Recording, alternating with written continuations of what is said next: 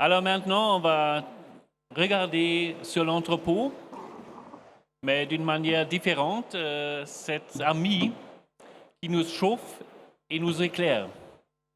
C'est-à-dire, ce n'est pas la livraison des marchandises, mais d'autres questions. On va les discuter. On va les discuter avec Marine Gouillet. Elle est avocate. Vous vous présentez avec quelques mots peut-être? Alors bonjour, je suis avocate en droit de l'énergie et de l'environnement au cabinet Brian Cave Lytton Peisner, BCLP.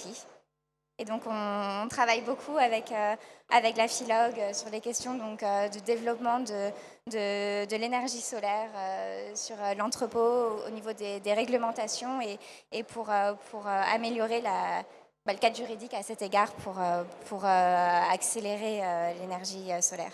Voilà. Merci. Après, nous avons Marc Exposito, directeur groupe chez GSE. Peut-être vous présenter aussi. Bonjour. Donc, je suis directeur innovation chez GSE, qui est un contractant général en immobilier d'entreprise. Donc, conception, construction d'entrepôts logistiques et avec les thématiques environnementales et énergétiques qui prennent de plus en plus de place aujourd'hui. Oui, il y a Dobia Yombo, directeur de programme. Vous vous présentez aussi? Oui, bonjour. Je suis Dargan, directeur... pas Dargan. Oui. Je suis directeur des programmes au sein de la société Argan, qui est Argan est une foncière dont le métier est de détenir et développer un patrimoine de plateformes logistiques qui aujourd'hui totalise 3,5 millions de mètres carrés répartis en une centaine de bâtiments sur le territoire français. Oui, merci. Et on a Jean-Philippe Buty, qui est directeur de performance environnementale chez GLL.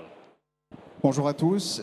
Donc effectivement, plus particulièrement donc chez JLL Ingénierie, donc nous accompagnons nos clients, investisseurs, promoteurs et utilisateurs dans la mise en œuvre, l'implémentation de leur stratégie de performance environnementale et digitale, et puis également sur de l'accompagnement de l'assistance à maîtrise d'ouvrage technique et de la maîtrise d'œuvre fluide également.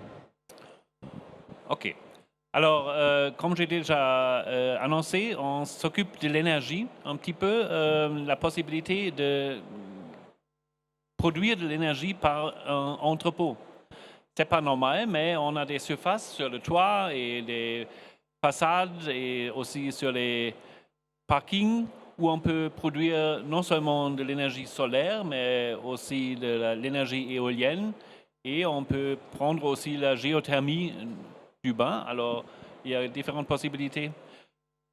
Peut-être la question à Marc, comment sont les demandes des constructeurs pour cette énergie supplémentaire des entrepôts pour la construction?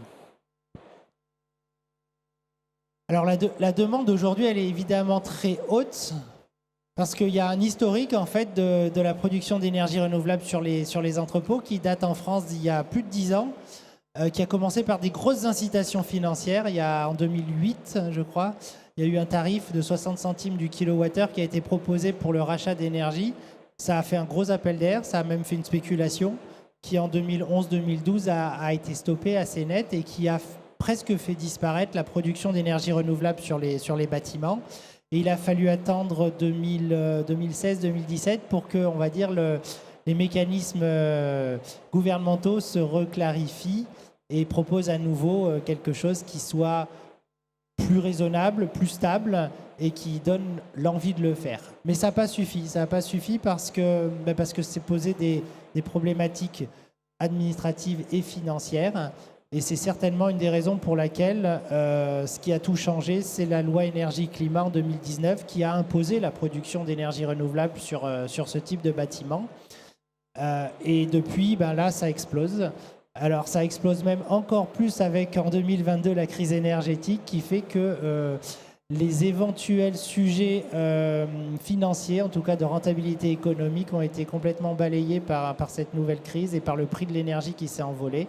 Donc aujourd'hui, obligation de faire rentabilité énergétique, c'est les ingrédients qui font que... Rentabilité économique, sont les ingrédients qui font que c'est devenu systématique sur les bâtiments neufs. Oui.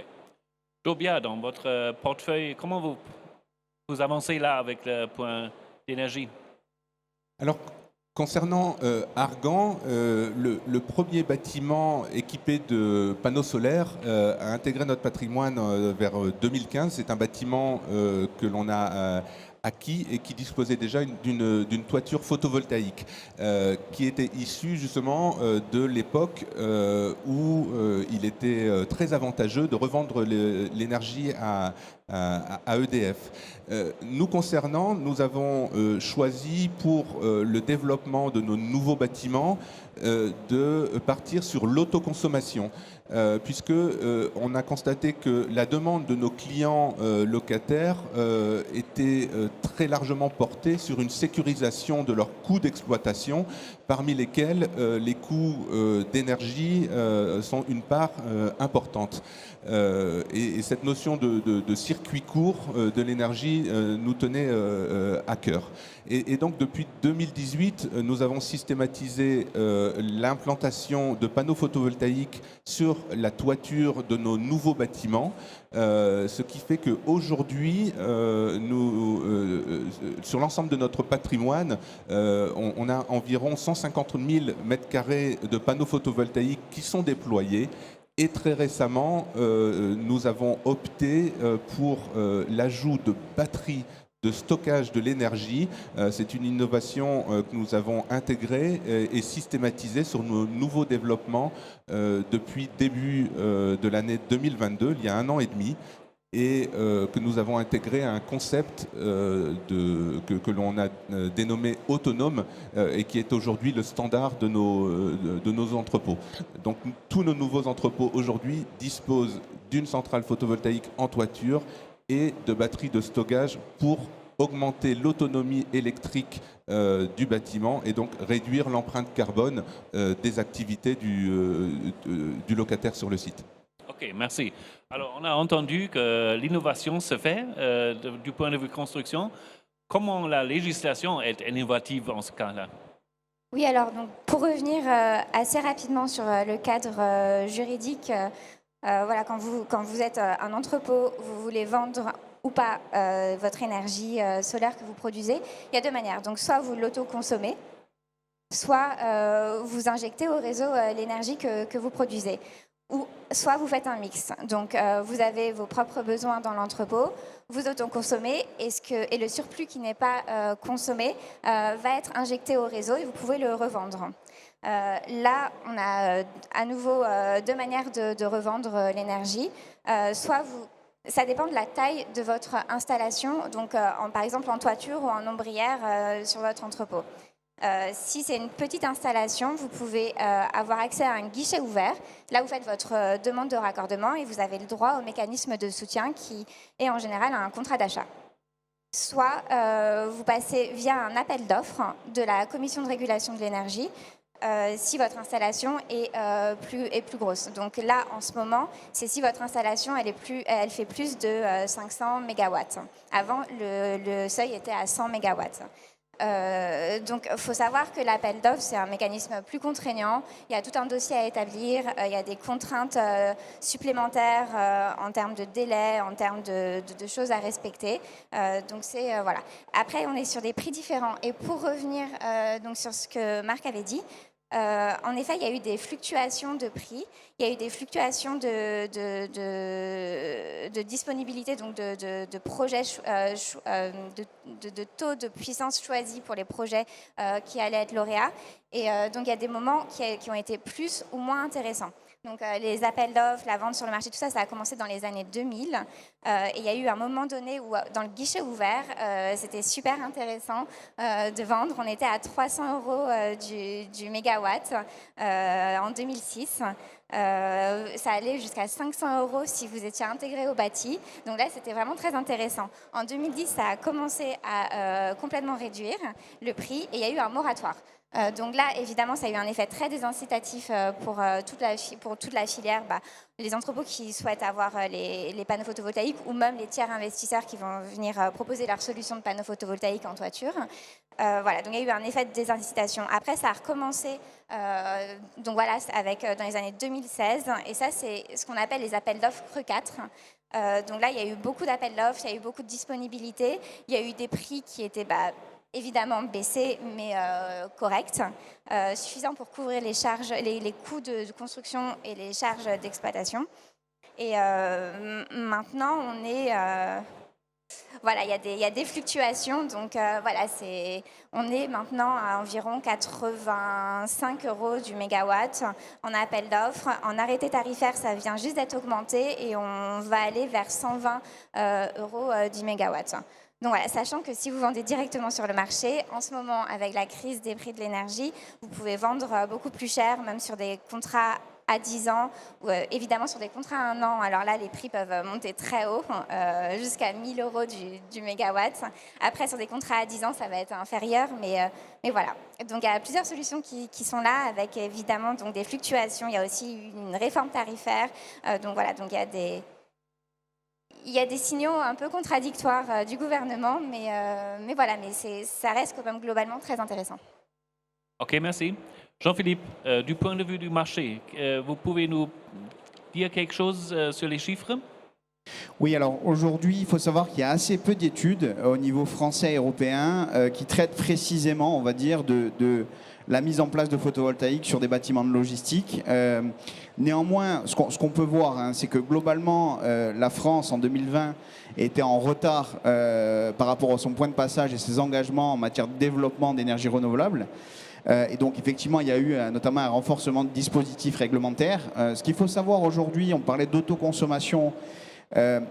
En France, aujourd'hui, on a à peu près l'équivalent d'une puissance d'un réacteur nucléaire en autoconsommation et très, très majoritairement en solaire. En fait, aujourd'hui, ce qu'on voit, c'est que, je rejoins ce qui a été dit précédemment, mais en termes de chiffres, et ce qu'on voit chez JLL, chez nous, notamment sur les projets sur lesquels nous intervenons, on avait, il y a quelques années, très peu, on va dire, d'entrepôts et de projets qui étaient équipés d'installations photovoltaïques. C'était moins d'un quart. Aujourd'hui, sur les nouveaux projets, c'est vraiment systématique, que ce soit en autoconsommation, en revente réseau ou en mixte, en fait. Et au niveau européen, c'est vrai qu'en fonction des pays, la législation est souvent un peu moins exigeante qu'en France, ou peut-être un peu en retard de phase dans certains pays.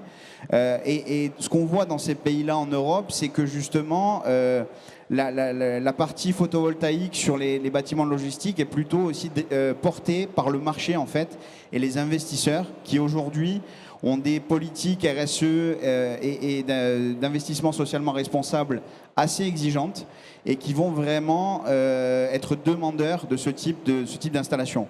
On a par exemple, moi j'ai en tête une anecdote sur une transaction en Allemagne par exemple, où la transaction a failli avorter parce que sur un entrepôt qui était équipé d'une installation photovoltaïque, mais qui faisait 100% de revente.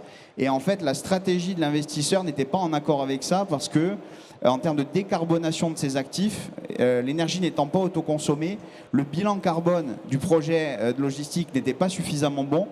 Et en fait, la transaction a pu avoir lieu parce qu'on a pu démontrer que l'installation en place pouvait être transformée en autoconsommation complète. Voilà, donc c'est une tendance qui aujourd'hui est très importante en France et aussi en Europe. Merci. Marc, concernant la construction, qu'est-ce que vous avez encore comme idée? Vous êtes responsable pour l'innovation aussi de GSE.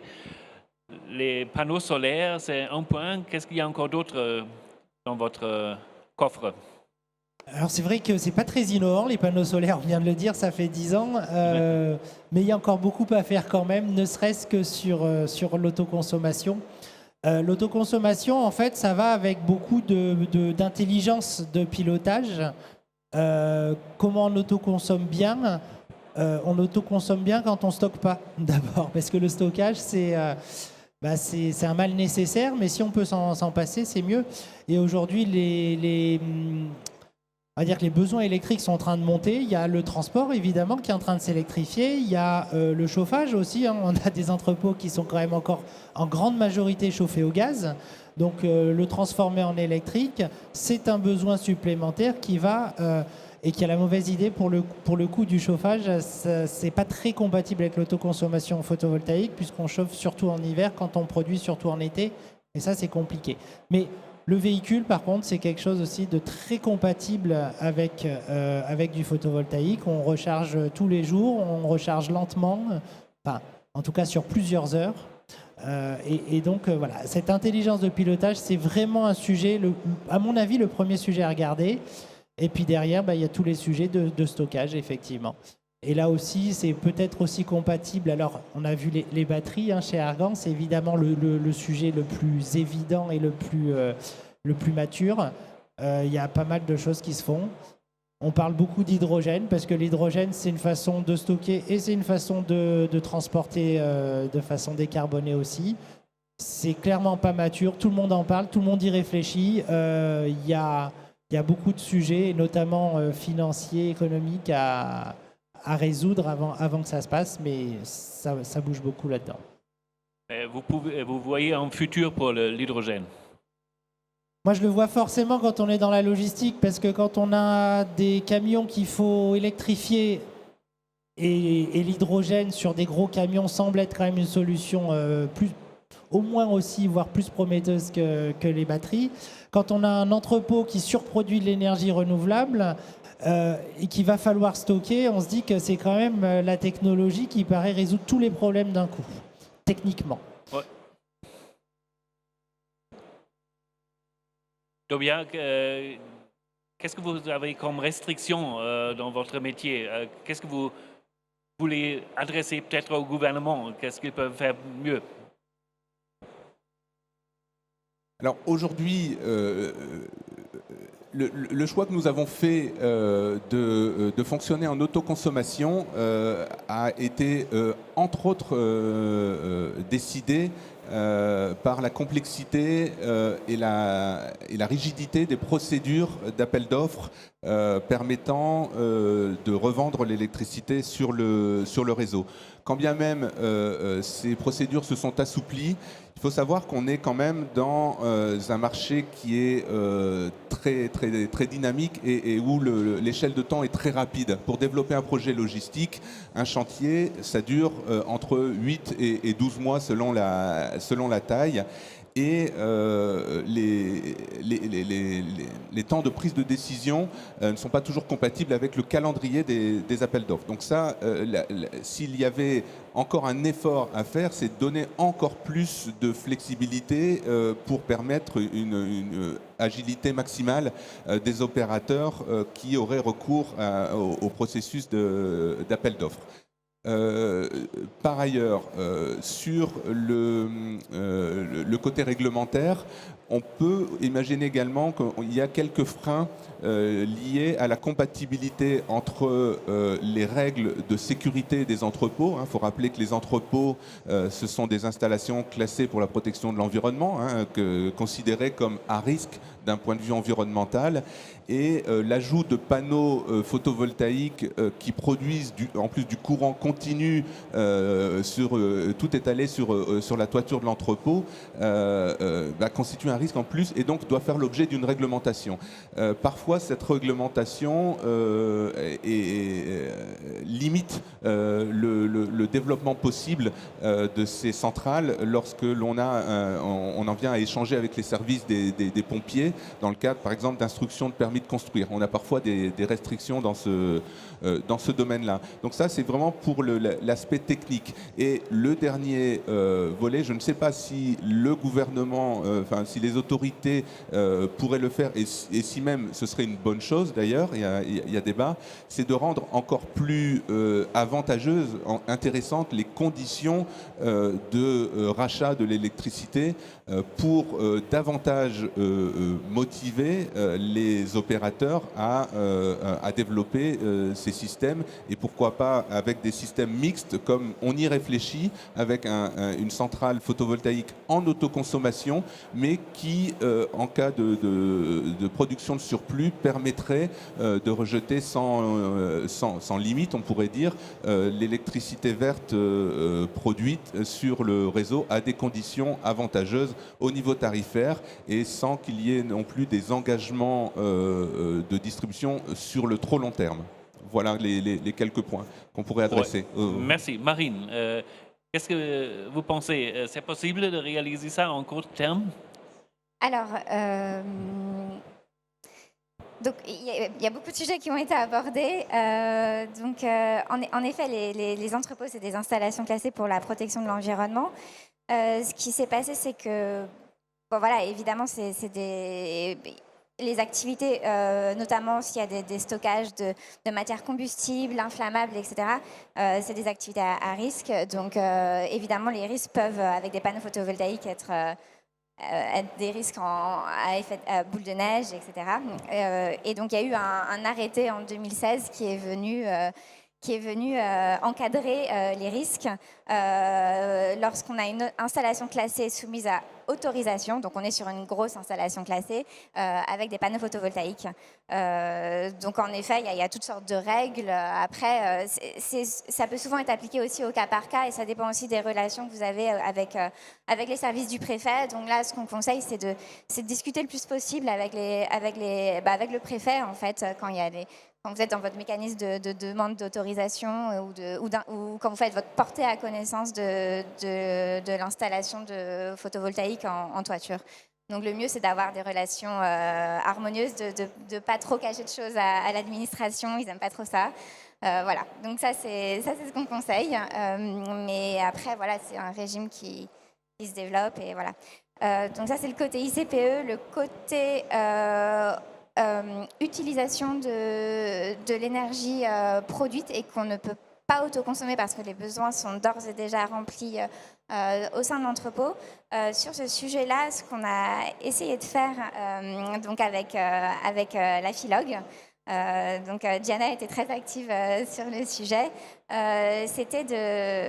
parce que, comme vous le savez, il y a cette loi qui a été passée d'accélération des énergies renouvelables. Donc ça date de ce tout début d'année 2023.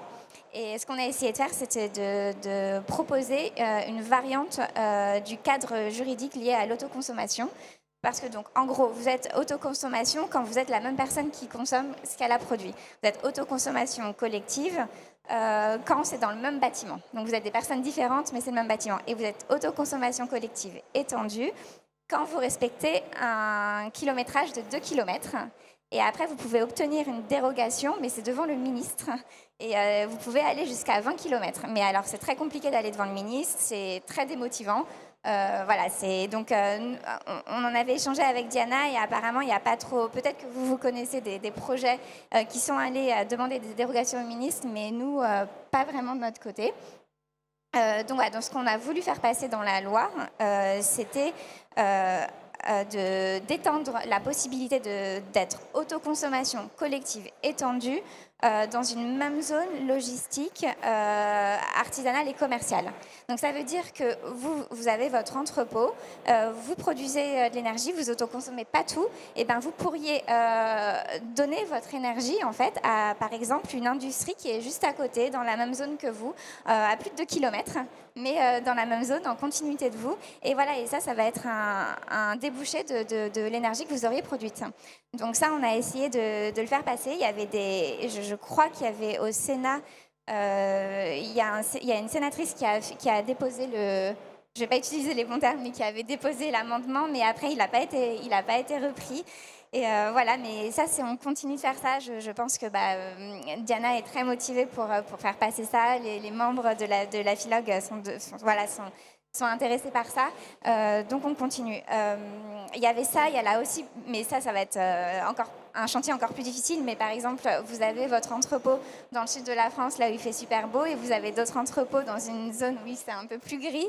Et là, on voulait aussi proposer que vous injectez votre énergie au réseau à un certain prix. Et ce serait de pouvoir racheter au même prix l'énergie à votre fournisseur, mais par exemple dans le nord de la France. Bon, ça, c'est encore plus difficile. Il faudra enlever les coûts de stockage, les coûts de transport. Enfin bon. Et puis il y a EDF voilà. Donc ça, c'est un chantier encore plus difficile, mais déjà si on pouvait avoir l'autoconsommation dans la même zone logistique et commerciale, ce serait intéressant. Mais pour revenir sur, et je vais être très rapide, mais pour revenir sur ce projet, cette loi d'accélération des énergies renouvelables qui vient d'être passée, il y a quelque chose de très important qui s'est passé parce que, donc, comme ce qu'on disait tout à l'heure, c'est qu'il y a cette obligation qui existe de mettre des panneaux photovoltaïques en toiture de votre bâtiment. Et ce qui existait jusqu'à présent, donc ça date de la loi 2019, puis après la loi climat et résilience de 2021, c'est vous construisez votre entrepôt. Eh bien là, vous devez mettre 30% de votre toiture en panneaux photovoltaïques ou en mécanisme de végétalisation. Et si votre entrepôt fait plus de 500 mètres carrés. Là, avec la loi d'accélération des énergies renouvelables, on reste à 30% de la couverture de la toiture en 2023, mais en 2026, on passe à 40%. Et en 2027, on passe à 50%. Et là, on rejoint les engagements des membres de l'AFILOG qui s'étaient engagés dans une charte à aller jusqu'à 50%. Pourquoi ce seuil de 50%? C'est qu'après, il y a des problématiques techniques qui se passent. Donc là, on voit qu'il y a des opportunités pour les entrepôts d'être un pourvoyeur d'énergie renouvelable. 50% donc, de chaque toiture. Après, ça, c'est des choses qui vont devoir être budgété, etc., pour voir. Et autre chose de très intéressant dans cette loi, et je vais finir là-dessus, c'est le fait que maintenant, c'est pas seulement quand vous construisez un entrepôt, quand vous faites des rénovations lourdes, c'est aussi pour les bâtiments qui sont déjà existants. Et ça, c'est à partir de 2028. Votre entrepôt, il fait plus de 500 mètres carrés, il est existant, et ben, il va devoir avoir une certaine surface de sa toiture qui va devoir être couverte de panneaux photovoltaïques. Et là, le seuil n'est pas encore défini, donc on attend, il y aura un décret en Conseil d'État, et on est en attente, et du coup, la filière va voir à quelle sauce elle va être mangée. Voilà. OK. Nous avons parlé de l'énergie solaire dans la législation. Qu'est-ce qu'il y a avec d'autres productions d'énergie? Alors, avec l'énergie éolienne ou avec la géothermie, c'est inclus là ou dans cette loi ou on parle seulement de l'énergie solaire? Alors oui, il y a l'énergie éolienne, mais après l'énergie éolienne, on va être sur par exemple les projets en mer, on va être sur des zones d'accélération des éoliennes, mais bon, après, on n'est pas... Ce qui est intéressant par contre, et là ça rejoint aussi, c'est l'hydrogène. On a tout un cadre juridique qui commence à être construit. Il y a eu une ordonnance en 2021 qui est parue concernant le cadre juridique lié à l'hydrogène, le mécanisme de soutien. Voilà, mais là on est en attente de tous les décrets d'application, donc c'est pas applicable. Je crois qu'au niveau technique, c'est en cours de... Voilà, mais il y aura des bornes hydrogène peut-être sur les parkings dans quelques temps. OK, Marc?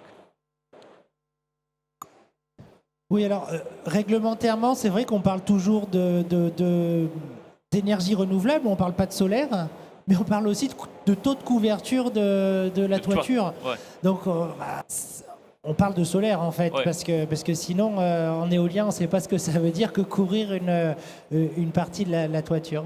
Mais néanmoins, il y a de l'éolien de toiture qui commence à apparaître, mais qui est à l'état encore de développement parce que l'éolien, tout ce qu'on sait, c'est que pour que ça soit efficace, il faut que ça soit très gros, très grand, très haut. Et voilà la toiture des bâtiments. Même si les bâtiments logistiques sont intéressants, parce qu'on va dire que ce sont les acrotères qui sont hauts qui vont avoir un potentiel intérêt pour capter le vent. Donc ça veut dire que nos entrepôts sont vraiment dans la bonne catégorie. Et typiquement, on est en train, nous cette année chez GSE, on a un premier pilote avec une start-up qui crée des éoliennes de toit en acrotère. Ouais. Mais il y a des techniques différentes. Alors, il y a des systèmes cylindriques, par exemple. Ah oui, c'est complètement différent. Et la grande inconnue, elle est la dynamique des fluides qui se passe autour du bâtiment. Oui. Et c'est pour ça qu'on va tester. On ne va pas tester est-ce que l'éolienne tourne et produit l'énergie. Ça, il n'y a pas de problème. Ouais. C'est est-ce que le vent arrive bien dans l'éolienne, le sujet. Oui, OK. Jean-Philippe, concernant le solaire, on a assez de plaques solaires pour nos projets en France? Disons qu'aujourd'hui, c'est ce qu'on disait tout à l'heure, le contexte, il est réglementaire d'abord, parce qu'on a effectivement tout un champ réglementaire qu'on a évoqué, mais par exemple le décret tertiaire notamment, il y a la stratégie nationale bas carbone, demain la RE 2020 pour la logistique aussi, qui fait qu'aujourd'hui, on est obligé de prendre en compte tous ces éléments. Et puis, il y a l'aspect que j'évoquais tout à l'heure de marché et notamment des investisseurs qui prennent aujourd'hui ou qui ont déjà pris en fait des engagements en termes de décarbonation de leur patrimoine. qui font qu'on est obligé vraiment d'intégrer tous ces éléments. Et donc l'objectif, le photovoltaïque, je dirais que c'est un outil, parce que l'idée, c'est vraiment aujourd'hui d'être dans une stratégie de zéro émission nette sur les bâtiments logistiques. Donc ça veut dire concrètement de réduire au maximum l'impact carbone des bâtiments de différentes manières. Donc forcément sur la partie carbone opérationnelle qu'on a évoquée ici, donc toutes les émissions carbone liées aux consommations d'énergie des bâtiments. Il y a le carbone incorporé aussi dans l'enveloppe, dans les matériaux, dans les murs, etc. Donc où là aussi on travaille beaucoup aujourd'hui et on va devoir le faire de plus en plus avec la RE 2020 sur la logistique pour décarboner cette partie-là. Et puis après c'est un équilibre, on va dire, à trouver. On parlait de surface d'autoconsommation, de revente, et c'est un équilibre en fait à trouver, parce que évidemment si on ajoute des batteries, on a une capacité de stockage qui va permettre d'améliorer la couverture, on va dire le taux de couverture des entrepôts, mais on va évidemment impacter le bilan carbone incorporé du bâtiment. Et donc l'idée, en fonction du projet, en fonction des ambitions du maître d'ouvrage ou de l'investisseur, et aussi du type de bâtiment logistique, ça va être vraiment de concevoir le bâtiment, la production d'énergie pour réduire au maximum cette empreinte carbone. Et ça, c'est vraiment un enjeu majeur aujourd'hui. Le photovoltaïque, c'est un outil. Les autres énergies renouvelables qu'on citait, c'en est un autre. Mais il y a une partie aujourd'hui qu'on voit et qui existe depuis plusieurs années, c'est vraiment de réduire globalement la consommation aussi des entrepôts. Donc on travaille beaucoup plus sur l'enveloppe des bâtiments. Ouais, y a un sujet qui est assez intéressant et assez d'ailleurs contradictoire en ce moment sur le carbone. Il faut savoir que la toiture photovoltaïque d'un entrepôt, en termes de carbone incorporé, c'est probablement la plus grande... c'est je crois qu'on est à 20-25% du poids carbone du bâtiment qui est dans ces panneaux photovoltaïques. Donc on a ce réflexe de dire attention, le photovoltaïque c'est bien, mais c'est super carboné. Alors déjà, la chose à retenir, c'est que de l'énergie le panneau photovoltaïque, il produit de l'énergie qui est 2 fois moins carbonée que l'énergie nucléaire. Ça c'est vrai. Par contre, ça veut aussi dire qu'il met quand même longtemps. Il met une dizaine d'années au moins à rembourser le carbone qu'il a consommé à sa construction. Et aujourd'hui, les réglementations carbone, elles sont sur les 2 volets. On ne doit pas dépasser une certaine quantité de carbone à la construction, donc pas mettre trop de photovoltaïque. Et on doit évidemment consommer moins de carbone à la consommation énergétique, donc mettre beaucoup de photovoltaïque. Et donc souvent, on est obligé de se mettre à la bonne quantité. J'espère que les réglementations iront tous dans le même sens, parce que si jamais elles se contredisent complètement, on risque d'être bloqué.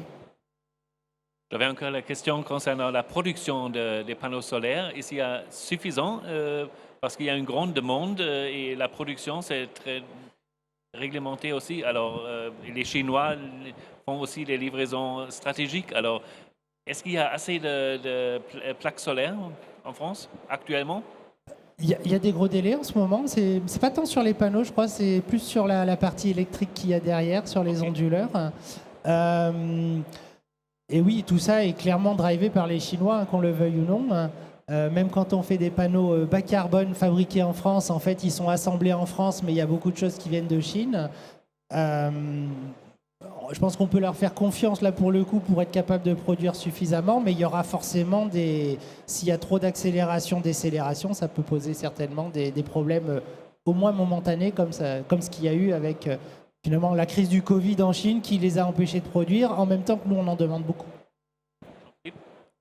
Ouais, non, tout à fait d'accord. C'est vrai que dans les bilans carbone qu'on réalise aujourd'hui sur les entrepôts, on prend en compte notamment le carbone des panneaux solaires et effectivement, l'origine de ces panneaux est prise en compte. Et ce que disait Marc, c'est aussi intéressant parce qu'au niveau européen, évidemment, le bilan carbone de, par exemple, cette installation photovoltaïque n'est pas du tout le même en fonction des pays, puisque, par exemple, en Allemagne, le mix énergétique est beaucoup plus carboné, en raison notamment des centrales à charbon et du mix énergétique qui est différent. Et donc, ça va être beaucoup plus positif en termes de bilan carbone global de mettre en place ce type d'installation. Donc c'est pour ça que je disais tout à l'heure que c'est de la conception un petit peu projet par projet, même s'il y a des grands principes qu'on peut appliquer, mais c'est aussi vrai au niveau européen en fonction des mix énergétiques des différents pays. Ok, merci. Tobias, concernant la location, vos locataires, ils payent quelque chose pour l'autoconsommation? Oui, nos locataires payent un loyer d'un bâtiment qui est équipé d'une centrale photovoltaïque. Alors, ce bâtiment, il a la vertu d'avoir une facture d'électricité qui est bien moindre que celle d'un bâtiment qui n'est pas doté d'une centrale photovoltaïque en autoconsommation. Et en conséquence, le modèle que nous avons développé et qui convient à tous nos locataires, c'est que le loyer est majoré de l'équivalent des économies que réalise le locataire sur sa facture d'électricité grâce à la présence de cette centrale photovoltaïque en autoconsommation. C'est la raison également pour laquelle nous avons cherché à maximiser l'autonomie électrique de ces bâtiments grâce à l'ajout de batteries de stockage, justement, qui permettent de ne pas gâcher, entre guillemets, l'excédent d'énergie photovoltaïque qu'on peut produire à des phases d'ensoleillement intenses ou à des saisons également où les journées sont très longues et où la demande en électricité du bâtiment est réduite, pour aller justement à faire, pour prendre une image, faire fondre au soleil la facture d'électricité du bâtiment. Donc les locataires sont très friands de ce modèle qui a par ailleurs la vertu de sécuriser un des gros postes du compte d'exploitation de nos locataires qui est constitué des dépenses énergétiques. Je pense que tous ceux qui ont eu à gérer en 2022, en 2021 des contrats de fourniture d'énergie, notamment ceux de marché variables, ont eu des sueurs froides quand ils ont vu les sommets atteints par les coûts de l'énergie à l'été 2022. Eh bien, écoutez, nos locataires, ils sont restés très zen par rapport à ça, étant donné qu'une grande partie de leur consommation électrique était assurée par la centrale photovoltaïque qu'ils avaient au-dessus de la tête et qui couvrait, alors selon les cas et selon les dimensions des centrales, entre 20 et 50% de leur consommation annuelle d'électricité. Donc ce facteur de sécurisation du coût énergétique du bâtiment est un gros levier, je pense, dans les turbulences actuelles du marché de l'énergie pour obtenir l'adhésion des locataires à la mise en place de ces solutions, même si effectivement le loyer du bâtiment en est relevé. OK. Concernant, encore une question concernant l'investissement pour les batteries. Ils sont chers et je suppose que vous avez installé une capacité suffisante, mais pas 100%. Alors, vous ne récoltez pas 100% de l'énergie, mais vous avez encore une perte. C'est quelle grandeur de la perte que vous avez à cause des prix des batteries? Alors, je vais pas quantifier la perte parce que on serait dans un système un petit peu négatif. Ce que l'on peut dire, c'est qu'aujourd'hui, même si ça évoque pas grand-chose, un kilowattheure de stockage de batterie installée, ça coûte aux environs de 700 €. Voilà. Une fois qu'on a dit ça, la deuxième chose, c'est que je dirais la rentabilité économique d'une centrale photovoltaïque munie de batteries, en plus des panneaux photovoltaïques, en tout cas pour le cas d'un entrepôt logistique classique, cette rentabilité est amoindrie par la présence des batteries. Donc ça, c'est assumé. C'est-à-dire que l'affaire est moins juteuse, on va dire, en ajoutant des batteries. Pour autant, nous avons fait le choix de persévérer dans cette direction, d'une part parce que ces prix sont en baisse grâce à une montée en maturité du marché de production de ces batteries, et parce que de toute façon, on parle d'une dégradation de rentabilité qui est très marginale par rapport à la rentabilité globale de l'opération. Par contre, ce dont nous sommes très fiers et ce dont nos locataires qui adhèrent à ce système sont très fiers, c'est que l'autonomie électrique et le bilan carbone en est sacrément augmenté. Et ça, c'est moins marginal, beaucoup moins marginal que la petite perte de rentabilité vue sous le seul angle loyer. Parce que, bien sûr, grâce à un bilan carbone amélioré, l'entreprise globalement améliore son bilan carbone et on peut aussi avoir envie de valoriser toutes les retombées extra-financières de cet état de fait. Ok, merci. Marc, vous produisez beaucoup d'immeubles déjà avec des systèmes batteries? Non, clairement pas. C'est pas encore la norme, mais par contre, on chiffre beaucoup de batteries. C'est-à-dire qu'en fait, on a la réflexion commence à être très présente en phase de conception. Et effectivement, on peut se heurter à un moment donné à quelle valorisation autre que simplement financière on y met, parce que tant qu'elle n'est pas là, il faut accepter. Et c'est vrai que ce que dit Dobia, c'est vrai, si c'était vraiment rentable, en fait, on en mettrait déjà beaucoup. La question, c'est à quelle vitesse, effectivement, elles vont baisser. Vont-elles baisser, les prix des batteries? C'est sûr que la production est en train de s'industrialiser énormément. Il y a des gigafactories et on est bien placé parce qu'on répond aussi pour construire des gigafactories pour la production en France et partout en Europe, ça arrive. Donc, a priori, ça va être amené à baisser, effectivement. Donc, en plus, il y a cette perspective de ce qui n'est pas vrai aujourd'hui économiquement, l'est peut-être dans 5 ans. Okay. Juste pour compléter aussi sur les temps de retour, il faut aussi se méfier un petit peu parce que des temps de retour en instantané, parce que le prix de l'énergie est en train de flamber, ça peut énormément changer et très très vite le temps de retour des installations, qu'elles soient munies de batterie ou pas, quoi. Donc. Oui, et puis ce qu'on voit, alors c'est beaucoup chez les industriels, l'important, c'est pas d'acheter son énergie moins chère, c'est de savoir à quel prix on va l'acheter dans les 20 prochaines années pour beaucoup. Et on peut être capable de l'acheter plus cher si on sait que ça va être stable pendant 20 ans. Et ça, c'est ce que produit potentiellement la batterie, y compris même de l'hydrogène. OK. Faisons un petit tour d'horizon. Qu'est-ce qui va se passer dans les 5 ans ou les 10 ans si vous voyez dans le futur? Quelles sont vos impressions?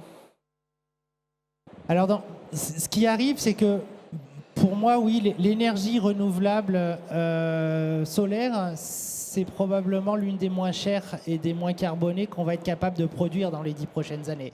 Donc ça ne peut que grossir. Les lois vont nous obliger finalement, parce que c'est intelligent en plus, c'est une bonne nouvelle, on va être obligé de faire ce qu'il faut faire, mais finalement ça va accélérer les choses. Donc oui, on va en mettre de plus en plus. Et de plus en plus, ça veut dire qu'après les toitures neuves, il va y avoir les parkings. Après les parkings, il va y avoir les toitures anciennes, les façades anciennes. Enfin, c'est sûr que... Et comme on n'aime pas mettre du photovoltaïque sur les terrains qui sont faits pour autre chose, le bâtiment va être dans toutes ses formes. Mais donc, je pense que le bâtiment ancien est un vrai sujet. Et là aussi, il y a des contraintes techniques parce que les bâtiments anciens, ils n'étaient pas prévus pour... Et quand c'est pas prévu pour, c'est à minima cher de le faire. Ou alors il va falloir que les technologies, les réglementations, les assureurs évoluent aussi pour arriver à mettre plus facilement du photovoltaïque. Il y a des questions de poids, ça y est, on est en train de le résoudre. On voit des panneaux solaires extrêmement légers qui arrivent et qui sont performants. C'est pas suffisant. Il y a aussi des questions d'avis technique, des questions d'assurabilité, de s'assurer qu'on peut mettre ça sur des bâtiments existants, c'est-à-dire... des couvertures anciennes, des façades anciennes. Mais je pense que c'est un vrai gros sujet des 10 prochaines années. Et puis on en a parlé, l'utilisation et le stockage et l'autoconsommation, là aussi, qui est le vrai sujet. Voilà. C'est vous? Qu'est-ce que vous pensez? Moi, ce que je pense qui va vraiment évoluer dans les entrepôts de demain, c'est que je pense qu'avant qu'on observe des panneaux photovoltaïques sur tous les entrepôts existants, je pense qu'on verra disparaître le gaz comme source d'énergie. Il est encore aujourd'hui autorisé, il est encore même... je le déplore, commun, voire c'est la norme, de construire des nouveaux entrepôts qui sont chauffés avec une chaufferie au gaz. Et quand on regarde l'impact du levier suppression gaz et remplacement par l'électricité par rapport au levier je mets des panneaux photovoltaïques pour diminuer ma consommation d'électricité carbonée, on constate que ce levier est beaucoup plus important. Et je pense que c'est une priorité, c'est très bien, hein, et c'est le sujet d'aujourd'hui, les énergies renouvelables, mais il ne faut pas oublier qu'avant de penser à produire de l'électricité, de l'énergie verte, décarbonée, il faut supprimer les sources d'énergie carbonée. Ça, c'est le premier point. La deuxième grande évolution qu'il va y avoir, c'est qu'aujourd'hui, les panneaux photovoltaïques ou autres procédés d'énergie renouvelable, on n'a pas évoqué beaucoup la géothermie, mais ne bénéficient qu'aux fonctions du bâtiment en lui-même. Nous sommes dans un secteur où nous exploitons des bâtiments dédiés à du transit de marchandises opéré par majoritairement encore des camions. Et donc on n'a pas de lien aujourd'hui, étant donné qu'on n'a pas de... Les camions, ça ne tourne pas à la chaleur du sol, les camions, ça ne tourne pas encore non plus à l'électricité ou alors de manière marginale. L'avenir, ça va être effectivement de valoriser la taille, la surface énorme que nous avons de nos bâtiments pour y implanter des panneaux photovoltaïques qui puissent ensuite produire une énergie utilisable également par les véhicules. Et c'est là qu'on refait le lien avec l'hydrogène, technologie qui malheureusement n'est pas encore assez mature pour être largement déployée dans notre secteur, mais qui le sera sans aucun doute dans les 10 prochaines années. Oui, effectivement, Dobia et Marc l'ont dit. Je pense qu'un des gros challenges aussi, c'est les bâtiments existants. On sait aujourd'hui que 80% des bâtiments qui existeront en 2050 existent déjà aujourd'hui, en fait, sont des bâtiments actuels.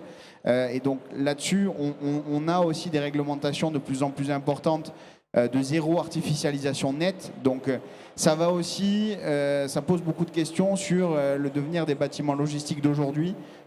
Comment ils vont évoluer, comment ils vont se transformer. On a aujourd'hui la logistique qui évolue avec la partie du dernier kilomètre, etc. Et donc on va sans doute aussi avoir des bâtiments plus proches voilà, des centres-villes, voire dans les centres-villes, etc. Et c'est vrai que ce qu'on disait tout à l'heure sur l'évolution de la réglementation, de pouvoir faire profiter, on va dire, de l'énergie produite à d'autres usages, à mon sens, c'est des freins réglementaires qui vont on va dire, sauter relativement vite parce qu'aujourd'hui, on en parle de manière très générale pour autre chose, mais par exemple, pour la réutilisation de l'eau, on a vu là que ça va sauter aujourd'hui parce que ça ne fait plus aucun sens. Je pense que pour l'énergie, ce sera la même chose. On va aller vers plus d'efficacité, plus de partage, et vraiment plus d'efficacité au global entre les bâtiments. Et c'est vrai que c'est un challenge aujourd'hui qui est assez important. Sur la partie hydrogène qu'on a évoquée, je pense qu'effectivement c'est une piste intéressante, si tant est qu'on va pouvoir produire, mais surtout utiliser l'hydrogène sur site. Parce qu'aujourd'hui, par rapport à voilà, la physique de l'hydrogène, etc., le transport de l'hydrogène, c'est très compliqué, notamment via des réseaux. Donc si on est capable de produire cet hydrogène sur site avec des moyens faiblement carbonés et de l'utiliser pour des véhicules ou autres, là je pense que ça sera vraiment, vraiment intéressant pour le coup. Merci. Une question différente pour l'avocate. pas une solution technique, mais la question, le driver pour le futur, c'est plutôt les investisseurs ou les gouvernements? Parce que les investisseurs avec ESG, ils font beaucoup de pression sur la transformation. Comment vous voyez cet équilibre entre gouvernement et les investisseurs qui donnent l'argent pour les investissements? Alors, c'est une question difficile du coup. OK. Oui, il y a les investisseurs qui vont investir dans des projets qui, voilà. Il y a l'État qui participe aussi via des mécanismes de soutien. Il y a aussi le développement de la vente directe sur le marché. Donc, il y a une multiplicité de manières de fonctionner. Peut-être si je peux t'aider, Marine, sur cette réponse à cette question. Il y a vraiment, enfin aujourd'hui, dans la finance durable et dans l'immobilier durable, il y a vraiment les deux drivers principaux, c'est ceux que vous avez cités. La réglementation, l'État, qui est vraiment moteur et il faut contraindre pour que ça évolue. Et puis il y a le marché, quoi. Et donc les investisseurs que vous avez évoqués, aujourd'hui, ils ont d'énormes contraintes et de plus en plus justement sur les aspects environnementaux, la décarbonation, etc. Et en fait, ces deux leviers-là, ils vont de pair. À mon sens, c'est pas soit l'un soit l'autre, c'est vraiment les deux ensemble, quoi. Oui, OK. Mais j'ai l'impression que les investisseurs font plus de pression que les gouvernements parce qu'ils comprennent plus le futur que les gouvernements. Mais c'est ça, et et là encore, il y a des signaux vraiment très, très contradictoires venant du gouvernement. Il y a les prix de l'énergie qui baissent, les révisions tarifaires qu'ils font sur des contrats signés depuis plus d'une dizaine d'années. Donc il y a ça. D'un autre côté, ils vont augmenter les obligations de couverture des panneaux des bâtiments, donc des entrepôts, des bureaux, des parkings, etc. Et voilà, donc en vrai, le poids du financement, il va être par qui? Va être par l'opérateur privé, en fait, plus que par l'État à terme. Après, c'est temporaire, l'État aide, mais temporairement, tant que c'est pas encore rentable d'investir. Et en fait, c'est vrai qu'avec l'énergie solaire, ça devient de plus en plus... là, en ce moment, c'est rentable avec les prix élevés de l'énergie. Donc là, en ce moment, c'est rentable. Par exemple, l'hydrogène, il y a pas mal d'aides d'État qui sont en cours. Donc, si vous avez un projet en matière d'hydrogène, vous pouvez aller déposer un dossier auprès de l'ADEME. Il y a aussi des financements de l'Union européenne. Donc là, on est encore sur une filière qui n'est pas encore rentable. Mais voilà, la filière solaire est rentable, en fait, de plus en plus. Là où je voyais une zone d'amélioration, mais je change de sujet, mais je retourne sur le sujet zéro artificialisation nette qui a été évoqué. Il y a un sujet de tension sur le foncier.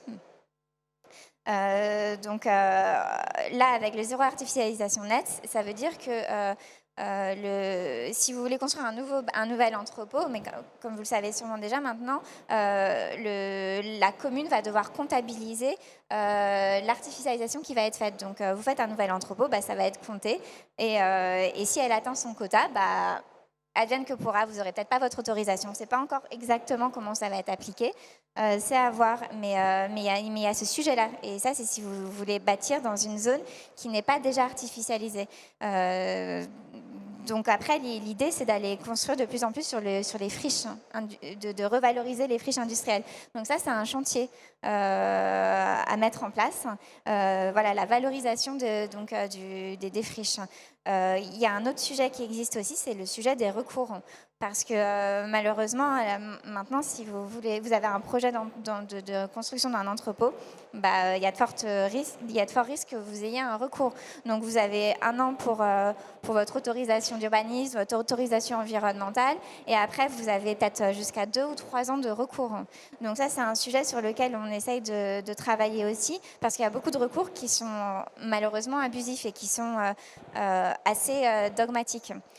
Donc ça, c'est un sujet sur lequel il faut travailler au niveau des parlementaires au Sénat. Ils ont voté dans la loi accélération énergie renouvelable des réglementations pour éviter le plus possible, pour mettre en place des mécanismes pour éviter le plus possible les recours abusifs, pour que le juge puisse mettre une amende en cas d'un recours abusif contre une autorisation environnementale contre votre entrepôt. Ça existe déjà en matière d'urbanisme contre le permis de construire. Mais là, c'était pour appliquer ça aussi sur l'autorisation environnementale. C'est passé au Sénat, mais c'est pas passé à l'Assemblée nationale, c'est pas passé en commission mixte paritaire. Donc il y a un sujet à travailler là-dessus. Et en vrai, il faut travailler dessus parce que l'entrepôt, avec sa double utilité il y a la logistique. Il y a besoin de la logistique pour réindustrialiser la France parce que vous avez une industrie à côté, elle a besoin de sa logistique à côté parce qu'il y a aussi une tension sur la logistique à apporter aux industries. Donc, il y a ce besoin de réindustrialiser territorialement et localement la France. Et en même temps, il y a ces recours. Donc, il y a un sujet là-dessus. Et donc, il y a cette double utilité. Donc, vous construisez, en plus, vous produisez des énergies renouvelables au-dessus. Et il y a cette opportunité d'être une plateforme sur un seul site avec donc les panneaux photovoltaïques en toiture, les ombrières sur les parkings, potentiellement. Pour l'instant, ça s'exclut, ou ça s'argumente que ça s'exclut, les parkings des entrepôts logistiques. Mais il y a ça, il y a les bornes de recharge électrique.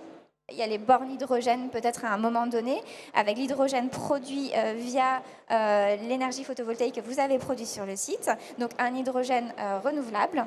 Donc il y a cette formidable opportunité pour les entrepôts et voilà, il faut après aller là-dedans et éviter d'avoir tous ces recours abusifs qui sont malheureusement de plus en plus fréquents. Merci beaucoup. Merci pour vos contributions. Merci pour votre attention. Est-ce qu'il y a des questions dans l'auditorium? Je ne vois pas. Alors, merci beaucoup. La session est terminée. Merci.